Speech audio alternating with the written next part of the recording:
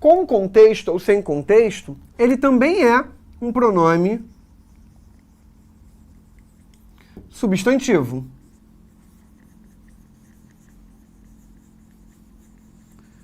Por que ele é um pronome substantivo? Porque ocupa o lugar de um substantivo.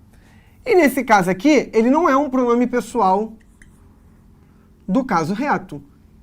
Ele também é um pronome pessoal, mas é do caso oblíquo.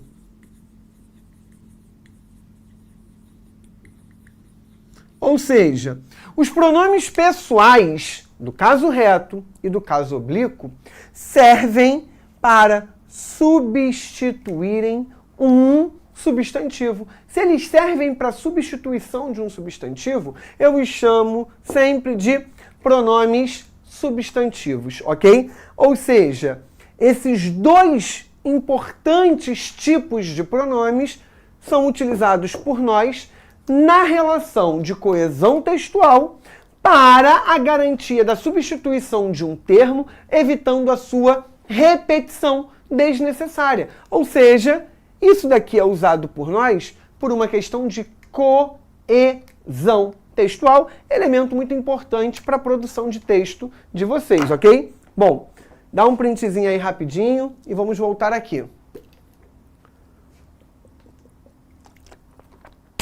Foi? Bom, voltemos então. Os pronomes adjetivos, como eu falei, não ocupam um lugar, ou seja, eles não apagam o substantivo, eles acompanham e também são usados como elementos coesivos. Ou seja, pronome é uma classe gramatical muito importante para o estabelecimento das relações entre o texto, tá bem? E aí, todas as especificações dos pronomes, belezinha? Bom, vamos começar falando dos pronomes de tratamento. O que são os pronomes de tratamento e quando eles são empregados? Os pronomes de tratamento são usados por nós nas situações cotidianas que exigem de nós um emprego cerimonioso em relação a com quem se fala. Isso vai acontecer por alguns motivos. Primeiro motivo, a pessoa com quem eu falo, a pessoa a quem eu me dirijo, a quem eu me refiro, é uma pessoa que possui um cargo importante. Essa é uma situação. Segunda situação, relação de intimidade, conhecer ou não aquela pessoa. Então é o tratamento respeitoso, quando você não conhece ou quando você conhece. Exemplo, eu uso você para a pessoa que eu conheço. Aqui no Rio, a gente tem mania de chamar todo mundo de você, conhecendo ou não conhecendo. Mas seguindo as normas, o você é usado para com quem se tem proximidade, ou seja, com quem se tem intimidade. Agora, se eu não tenho, senhor, senhora. Além disso, a questão respeitosa por conta da idade. Então, a mãe, o pai, o avô, a avó, o bisavô, a bisavó, enfim, tá? E também naquelas situações em que você lida com contextos formais. Exemplo de contextos formais: entrevista de emprego, defesa de dissertação de mestrado, defesa de TCC, defesa de tese, de doutorado, uma conversa com o chefe, enfim. São situações que exigem de nós um tratamento cerimonioso, tá bem?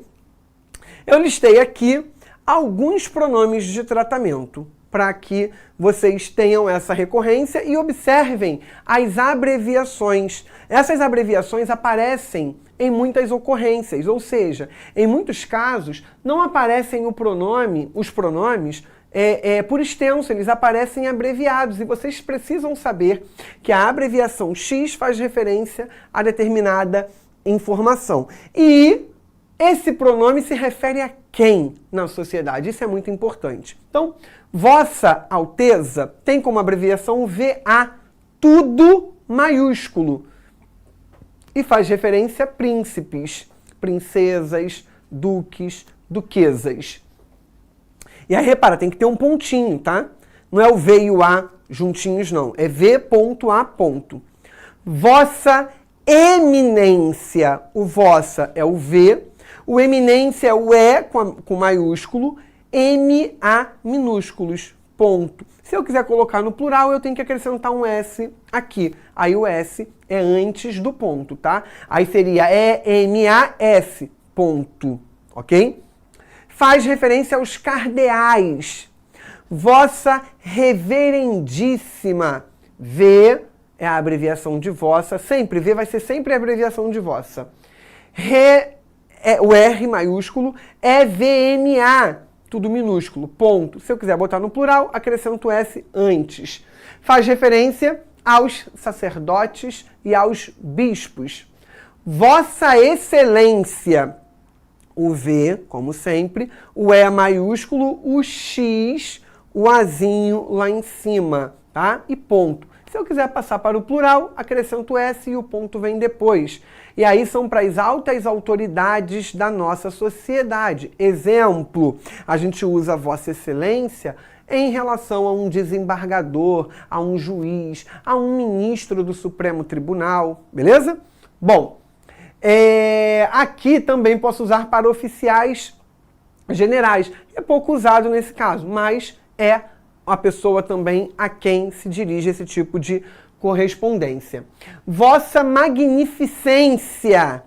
Aí é o V e o MEG, M-A-G, o M maiúsculo, as demais letras minúsculas, com aquele azinho lá em cima. Se houver a necessidade de passar para o plural, acrescento S e o ponto vem depois.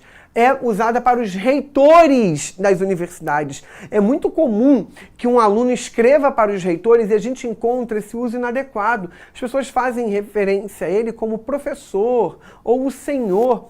Ao se dirigir a alguém que ocupa o lugar de um reitor, é Vossa Magnificência, sempre. Esse é o tratamento adequado.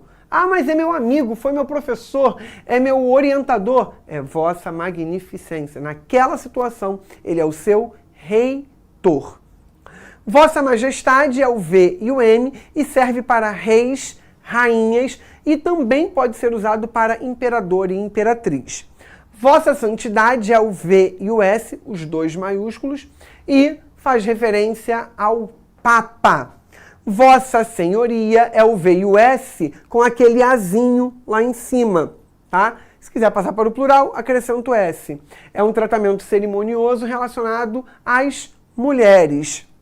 Vossa Onipotência, o V e o O, direcionamento a Deus. Ah, mas como que eu vou me referir a Deus como Vossa Onipotência? Digamos que você tivesse que escrever uma carta para Deus. Ah, Felipe, nossa, como assim?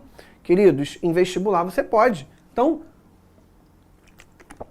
houve um vestibular da UERJ, eu não me lembro para quem, mas a UERJ colocou uma carta argumentativa e os candidatos deveriam escrever uma carta direcionada a um autor